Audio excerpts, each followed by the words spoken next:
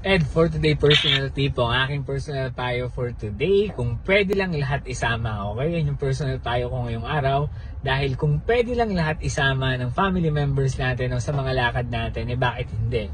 Kaso in reality, hindi natin kakayanin dahil hindi naman kaya ng bulsa natin. No?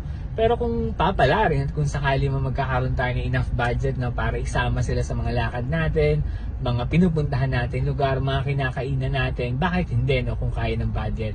Kung pwede lang talaga, yan yung mga bagay na para sa mga, alam mo na, breadwinner, panganay, or tipong taong gustong isama yung family nila sa mga lakad nila, kung budget ang pinag-uusapan at kaya, bakit hindi? Kaso again, in reality, hindi naman tayo ganun, hindi ganun kadami ang ating budget, para isama silang lahat sa mga lakad natin. Kaya minsan, tayo na lang, kasama ng partner natin, or tayo lang, ang pumupunta dun sa mga lugar na kung pwede lang sana, pwede natin silang isama, kung kaya lang sana ng budget natin.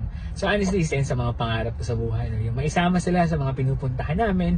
Dahil again, iba pa rin yung may paranas kung saan nila yung mga naranasan mo, Pero sana kung papalarin, magandang maranasan din nila yan, okay? Kaya kung pwede lang isama lahat, bakit hindi, okay? So yan lang yung personal payo ko ngayong araw. Kung nagustuhan mo, pwede pakilike and share ng video na to.